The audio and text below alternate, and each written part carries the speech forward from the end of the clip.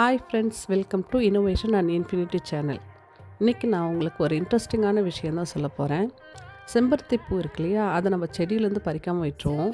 அப்படி வேஸ்ட் ஆகிற பூக்களை நம்ம என்ன செய்யலாம்னாக்கா, எடுத்து இதழ்களை தனியாக பிரிச்சுட்டு அதை தண்ணியில் அலசிட்டு ஃபேனுக்கு கீழே ஒரு 2-3 நாளைக்கு உணர்த்தி வச்சிடணும்.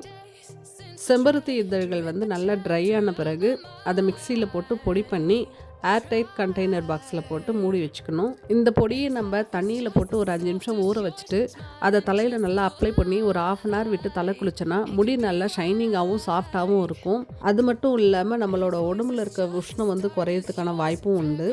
2வது டிப்ஸ் என்னென்னு பார்த்தீங்கன்னாக்கா, நம்ம தேங்காய் எண்ணெய் காய்ச்சும் போது அதோட கூட இந்த பொடியை போட்டு காய்ச்சணும்னா தலைக்கு தேய்க்கும் போது நல்லா முடி கருகருன்னு வளர்கிறதுக்கு வாய்ப்பு இருக்குது. நம்ம 3வது டிப்ஸ் என்னென்னு பார்த்தீங்கன்னா, மிக முக்கியமாக பாடியில் இருக்க கொலஸ்ட்ரால் பிபியை கண்ட்ரோல் பண்ணி வெயிட் லாஸ் பண்ணுறதுக்கு இது ரொம்ப யூஸ்ஃபுல்லாக இருக்கும். அதனால தான் நம்ம இதழ்களை அலசி காய வச்சு பொடி பண்ணி எடுத்து வச்சுக்கிறோம். அடுத்து 4வது டிப்ஸ் என்னன்னு பார்த்தீங்கன்னா, இந்த பொடியை கொஞ்சம் தண்ணியில் மிக்ஸ் பண்ணி ஃபேஸில் அப்ளை பண்ணி ஒரு 10 நிமிஷம் கழித்து நம்ம முகம் கழுவும்போது ரொம்ப ஃபேஸ் ஷைனிங்காகவும் ஸ்மூத்தாகவும் இருக்கும்.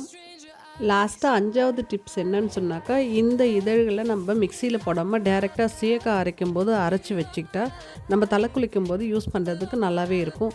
இத்தனை மருத்துவ குணம் வாய்ந்த இந்த இதழ்களை இனி நம்ம வீணாக்காமல் பயன்படுத்தலாம்.